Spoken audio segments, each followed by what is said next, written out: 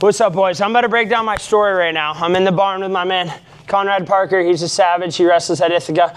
And I'm about to break down how wrestling made me a sick, twisted animal.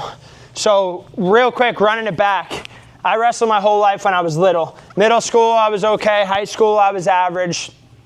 College is when I really started to figure out wrestling, like figure out how to persevere in wrestling. I never knew how to overcome things. I would always just bounce back to the things that made me comfortable. Smoking weed, girls, like the bullshit. Went to college, right? Wrestled at Vermont State University. I was a 2-time state champ in high school. Average. I went to New Hampshire. I wasn't in Pennsylvania. I was an average wrestler in high school. Went to college, freshman year of college. Had no business wrestling in college. No business even being in college. I went to Vermont State because my boy Antonio, we were a package. He wanted to go there. I didn't even have a reason to be there. I went there because Antonio was like, hey, this is where I want to go. I was like, great, this is where we're going. Went there, whatever. Freshman year of college, didn't get a takedown in a college wrestling room for probably like 4 months. No bullshit. One night I remember having a mental breakdown, right? You don't know how demoralizing that is. Showing up every single day, getting your ass beat. The biggest thing in life and making money, building a dope body, losing 30 pounds, starting a business, you have to be willing to put your ego aside and learn from somebody that's better. And a lot of times that means losing. That's what not a lot of people are okay with doing. A lot of people don't like to lose. They don't like to be humiliated, right? So I remember calling my mom one night crying. I'm like, I don't think this shit's for me, right? I don't think I can do this. She's like, and this is when my parents didn't even care. When I was younger, my parents were like, you're not quitting a sport. I've been in college. My parents were like, all right, maybe it's not for you. Whatever. I kept on showing up. I remember at the Futures Tournament, which is like a JV tournament in college. I took 5th, right? Or 5th or 6th, I don't remember. I lost my 6th place match. I walked off. I had a girlfriend at the time. It was absolutely horrible, but she taught me a lot of great things about myself, so I'm grateful. And I remember crying. And people don't change until the pain of the situation they're in is greater than the pain of change. And I remember when I lost that match, I walk off. Mind you, I was a freshman. I was young. I was like, I am done losing. I'm going to be fucking great. Right? I committed to myself right then and there. I was like, I'm done losing, right? Went home freshman year of summer, trained my balls off, right? I've never actually trained during the summer, seriously. I was framing. I was working at a construction site with my boy Nate Lawrence, who just left. We wake up at 5 in the morning. We'd go lift weights. I'd swing a hammer all day and lump wood. I'd come out, I'd wrestle. I'd probably wrestle 3 to 4 days a week during that summer. Right? And so that's when discipline really started for me. That's when I started to understand what hard work really was. I could always suffer, but when somebody would tell me why I'm suffering, that's why I would do it. Trained all year, went from 125 pounder to 155. Wrestled at 149 that year. I got good, got back to school, right? That's when I first took weight seriously. I was finally getting compliments on my body. My coaches, girls, my teammates were like, damn, you look big. I was like, damn, this shit worked. Whatever. Then I was still living half in, half out. I had discipline, but only when I wanted to be disciplined. I was still smoking weed. I was still partying. Our first day of college wrestling season going into my sophomore year was on a Thursday, okay? First day of practice was on a Thursday.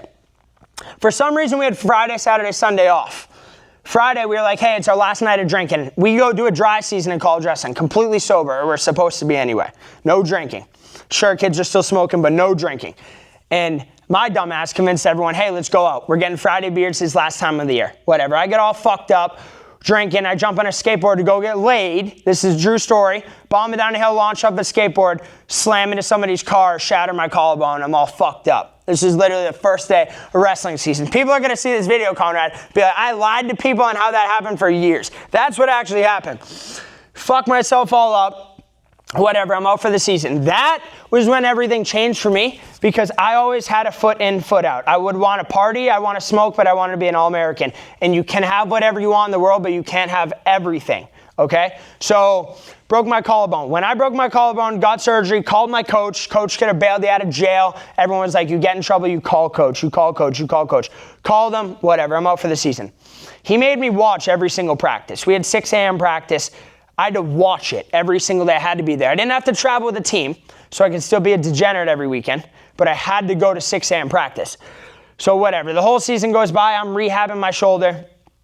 and I'm partying every single weekend. I'm smoking, I'm drinking, and I'm an all or nothing type of person. And I'm very grateful for that because it's almost like that got it out of my system. I remember waking up one morning after getting shit-faced and being like, I was out at a party. I just felt empty. Nothing was fulfilling. I didn't want to talk to any of the girls. I knew all the girls that I saw out there, I wouldn't date, right? They're all fucking around. And I did a lot of things for validation because I always wanted to prove as if I was good enough. I was always overlooked. No one ever thought I could go to college. No one thought I could wrestle in college. No one thought I could be a national qualifier, an All-American, all these things. So I always seeked validation, and I did a lot of it through women. And so, whatever. I got all that out of my system. I partied. I was sitting at a 6 a.m. practice one day, and I was watching Max Temple, who's a dog. Shout out Max. And I was watching him wrestle, and I'm like, he's good, but he's not better than me. Like, he's good technically, and that's not taking anything away from Max. He was great. He was naturally gifted. He was great because he did extra work. He did the little things. He showed up every single day. He stayed after. He stayed later. He showed up early. He did all little things, right? That's why he was great. And so I related. I did some journaling. I looked in the mirror, and nothing has ever been easy for me. I'm not naturally gifted. I have to work harder than everybody else in order to achieve average results. All of the little things in my wrestling journey mattered, and they turned into big wins. The prep, the macros, the reps before practice, the mindset training, the journaling, the meditation, the box breathing before match, getting my mind right. All those things mattered, and the identity transformation that it built. I'm no longer that person who I was before college wrestling. I'm a completely different human. I changed through my habits, through my lifestyle, through my non-negotiables, what I was doing every day. And this is what college wrestling did to me. College wrestling showed a young mind, right, that if you are willing to suffer, if you are willing to show up and work hard, I was rewarded on how far I was physically pushing in the practice room. I was rewarded on how far I could push physically in college wrestling. To a young mind, that showed me I can get anything I want in this world if I outwork anybody. And that's what it tricked my mind into thinking. That's why I'm a little bit delusional now. It showed me because I was never naturally gifted. College wrestling showed me if I showed up early, if I stayed later, if I did the little things, if I put in more work than him, if I outworked him, I could get whatever I want in this world because I truly believed that nothing was harder than college wrestling. And so that literally rewired my mind to in business and work with my clients. I know I'm the best because I'm willing to show up early. I'm willing to stay late. I'm willing to do the extra reps. The little things matter when you're not naturally gifted. I couldn't get away with smoking weed during season. I couldn't get away with staying up late. The little things mattered, but they mattered on the mat, but more importantly, they mattered for my mental state because I could look in the mirror and say, I know I'm doing everything in my power, so if I go out, I let it fly and I have fun, I will not be embarrassed. I will be able to look in the mirror and be proud of myself. So fast forward back, whatever, I break my collarbone, I party like an animal sophomore year. After that, I'm like, all right, I'm sacrificing everything.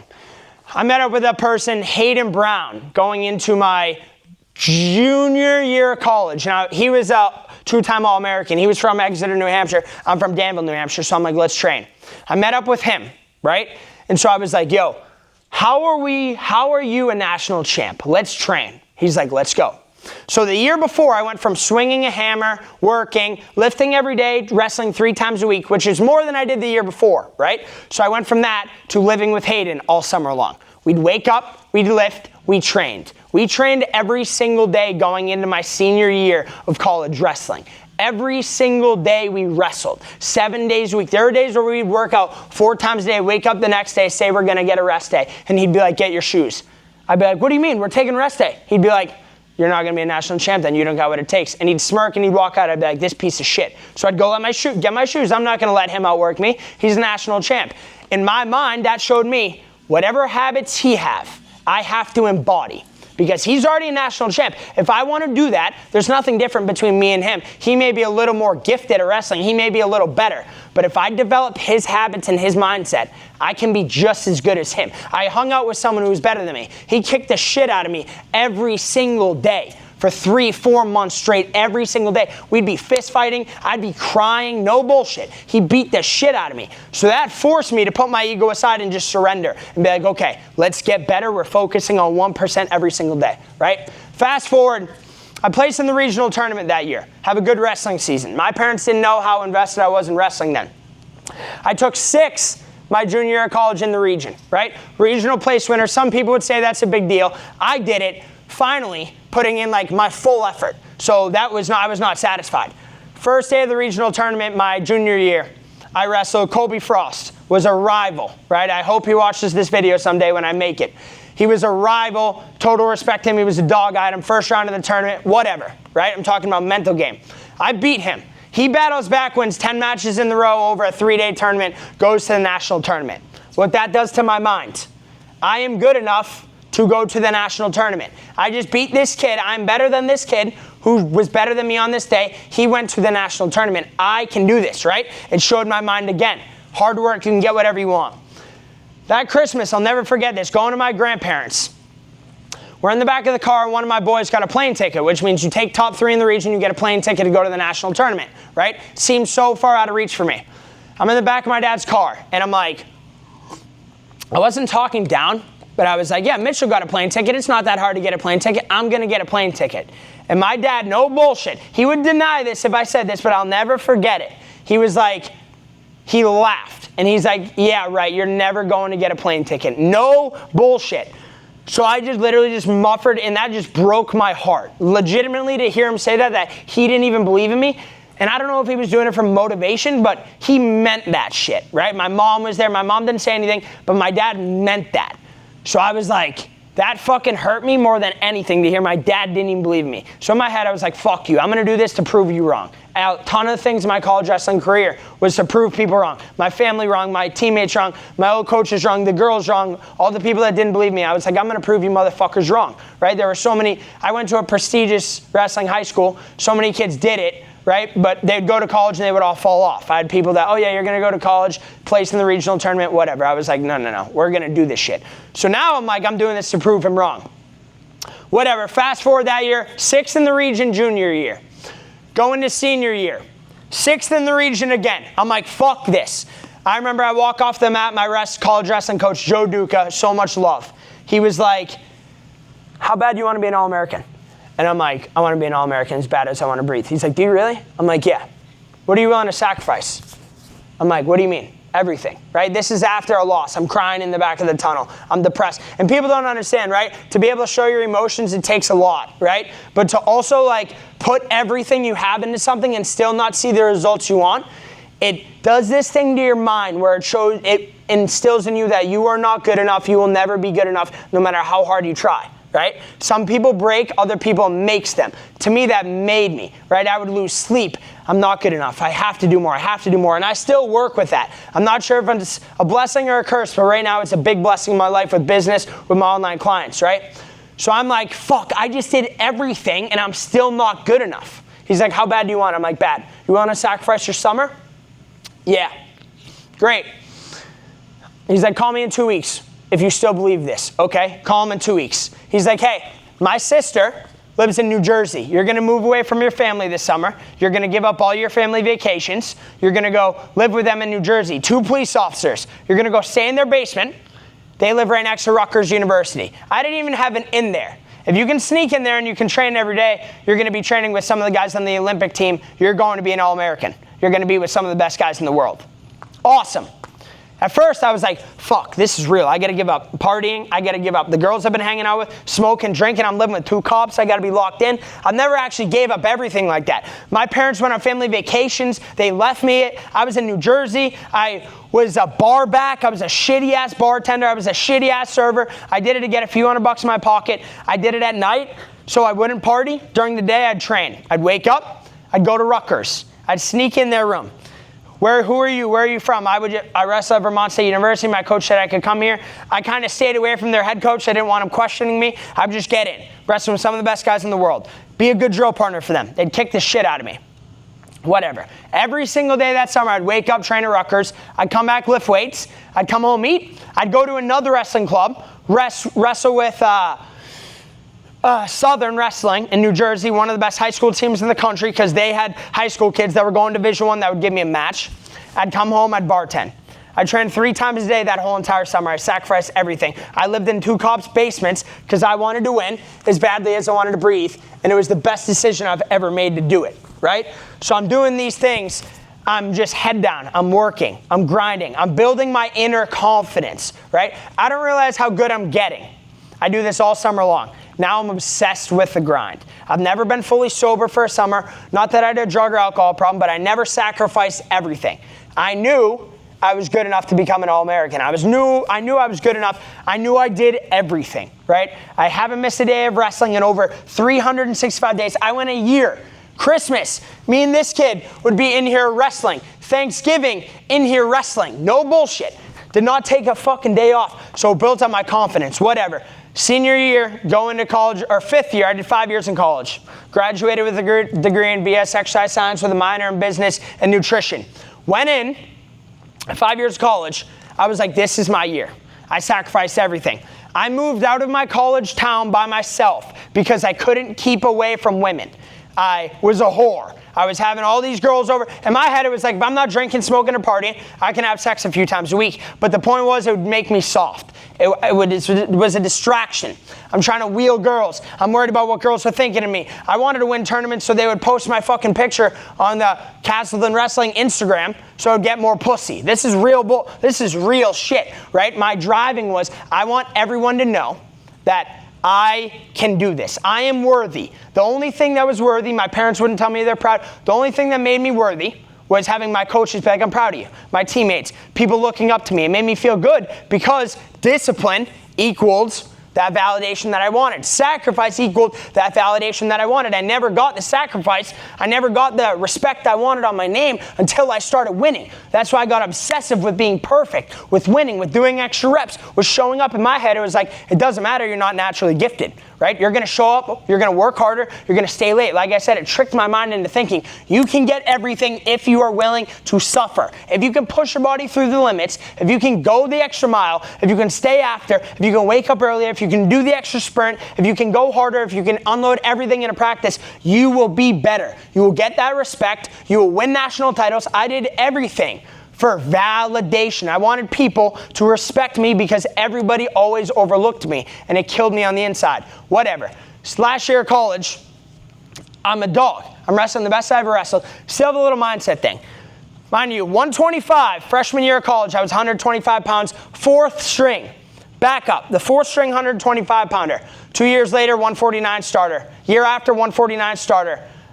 Sophomore year I skipped, so I don't count that. Year after, 165 starter, national qualifier. Whatever. I had a good record going into the regional tournament that year. Every time I stepped on the mat, I won. I had like a 94% of the time, 94% chance. Every time I stepped on a college wrestling mat in college, my 5th year of college, I won. That's a high percentage in college wrestling. Very high. Hardest sport in the world. Every time I stepped on the mat, I won. And that's what I would tell myself in my head. Whatever. I wrote all these mindset things down. Mindset, green light thoughts. One of the green light thoughts I would read, right? I would say these things to myself. I'd be nervous before a match. I still had self-doubt. Wrestling every single day, showing up every single day, I had self-doubt. I was like, am I good enough to do this? I'd have all these things in my head, so I'd block them out with green light thoughts. I'd talk to myself for the match. Too fast, too strong, too focused. And I backed it up with action. Every day after practice, I do speed work on my feet. Too strong. I hired my own strength coach outside of my college lifts to train with because it gave me the mental edge. I know my team would be resting when I would train. I paid him out of my own pocket, Jamie Matt of Fairhaven Fitness, one of the best coaches in the world. I'm going there tomorrow to train with him. I paid him to give me extra strength work because I felt like I wasn't strong enough, right? Too fast, foot drill. Too strong, I backed it up by lifting more than everyone. Too focused. I moved to a different town in Vermont so I wouldn't be distracted by pussy. No bullshit. I moved to a different town in Vermont so women wouldn't distract me. I was 10 minutes away from school, so I didn't have that instant gratification at my fingertips because I knew myself. I caved to this. I'm going to remove myself from the area so it would be an even more force if I drove to school. I would feel the conviction. I'm driving to school for a girl. I'm driving to school to smoke weed. I'm just going to stay at my apartment. I moved so I would stay focused. One of the things I would tell myself was 30-2, that was my record at one point in college, 5th year. 30-2 doesn't mean shit if you're not on the national podium. Green light thoughts, I'd back them up with extra work. Whatever. 5th year of college, went into the regional tournament, most confident I've ever been. I wrestled. I opened up, okay? I get to the semifinals, I lose, right? You have to take top 3 to make it to the national tournament, right? My dreams of being a regional champ are gone. I have to snap out of it. I've talked myself up. You're the man. You're meant to be here right now, even though it's hard to believe when you just trained all summer to be a regional champ, you're not a regional champ. All right, we got to snap in. We got to snap in. Whatever. Won my way back, won a dope match at the end, took 3rd, going to the national tournament. It was the proudest moment I've ever been in myself. Like, I was crying after, but it's not even because, oh, you know, I did something that no one done. It's hard to become a national qualifier, but there are people that do way bigger things than that. The kid behind me spraying the match right now is going to be a national champ this year. A national qualifier doesn't mean shit, but it's the point of I poured my heart and soul. I did everything, right? So that was a very proud moment. I knew I earned it. I believed that that was mine, and that's why I went out and I seized the moment and I took it, right? After that, I'm like, All-American, All-American, All-American. National tournament, go to the national tournament, lose my first match, win my second, lose my third in the blood round of nationals. I'm 1 match away from being All-American, I lose, right? I was sad, I was depressed after because wrestling was my purpose. I always had this purpose. What's my purpose, right? Wrestling was a habit. I did it for years straight. I didn't miss a day. I'd wake up, I'd train. My whole life was around it. So I was fucking went into a spiraling depression. It wasn't the fact that I lost, it was the fact that my purpose was to get better on a mat and get good grades.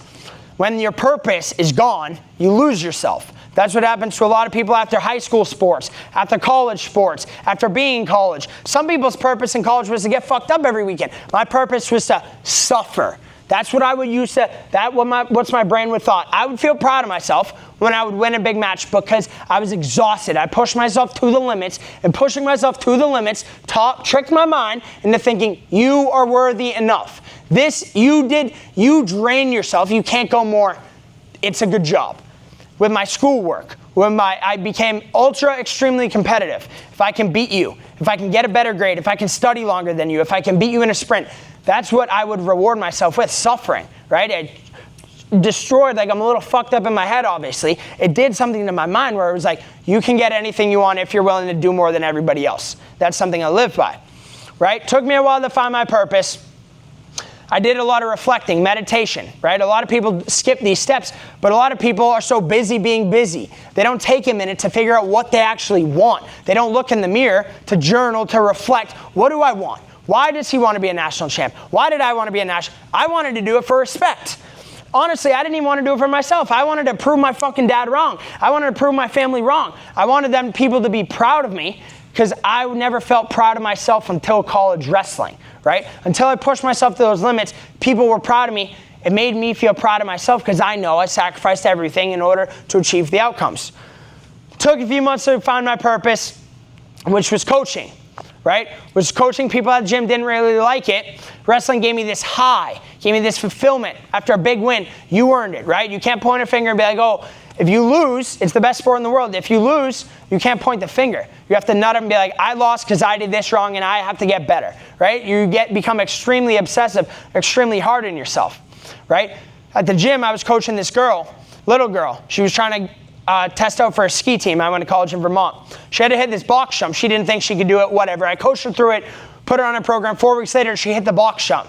She hit the box jump. I got this high. That same high that college wrestling gave me. I was seeking this high. Even after I win, even after I found my purpose. Through girls, through drugs, through partying. Even after college, I couldn't find it. That girl hitting that box jump, me helping her achieve a goal that she didn't believe was possible, gave me the high like wrestling did. Right when I felt that high, I was like, I'm going to be a coach for the rest of my fucking life. I coached old people. I coached people trying to lose weight, right? It didn't fulfill me. What fulfilled me was changing her mind to have her believe that she could do this thing that she didn't think was possible in the first place. That fulfilled me because I had people like Hayden Brown, like Conrad, like my coaches, like Joe Duca, like Scott Legacy. They believed in me more than I believed in myself. And I needed that. Having that person be like, no, you can do it, you're capable, you can do it. Even if they're bullshitting me, even if they're gaslighting me, the more I said it, the more they said it to me, the more that I believed in myself. Right? So to show this girl, you can do this through hard work, through doing the extra things, through showing up every day. We got to do these little things for your legs to get the speed to get up and hit this box jump. When we did it, to see her eyes, to see how happy she was, to see her be proud of herself, That gave me the high the wrestling gave me. That's when I knew I was going to be a coach for the rest of my life. To wrap this all up, wrestling taught me I've never been naturally gifted. Wrestling showed me that if I do more than everyone else and I show up every day, I can achieve anything I want in this world, right? It showed me discipline through training, and that's what it showed me. I could get anything I want if I do extra. If I become obsessive, if I wake up, I do the little things. If I meal prep, if I do the macros, if I eat before, if my diet's perfect, if my sleep's perfect, if my training's perfect, if I read, if my journaling's perfect, if my meditation, if I do everything, I can get whatever I want in this world. That's what it tricked my brain into thinking, and I truly believe that. It also taught me the mindset principle. The little things matter. The macros, the extra reps, what I'm telling myself, the green light thoughts, who I'm surrounding myself with, taking myself out of the stoner group, resisting temptation from women, just being all in on myself, right? The little things add up to big wins if you just continue to stack them, right? If you're willing to delay instant gratification, you will get a big win and it'll make you feel so proud of yourself.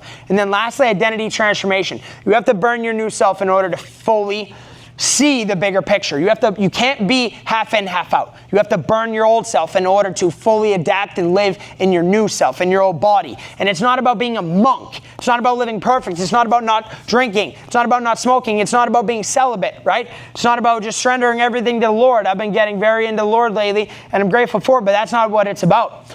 It's about being able to lock in. Go live life however you want to live, and when it's time to lock in, snap back into routine. Because people procrastinate. Sometimes it takes people weeks, months to snap back into routine. That's not what it's about. It's about how fast can you get back into routine is what matters, right? I could go be a degenerate in Spain like I was for a week, but when I get back, I snap in, and I'm more locked in than anyone. And I do all the little things right, and I show up and I work harder than anyone else. And those are the principles I live by. But wrestling taught me I was always rewarded for how hard I could physically push.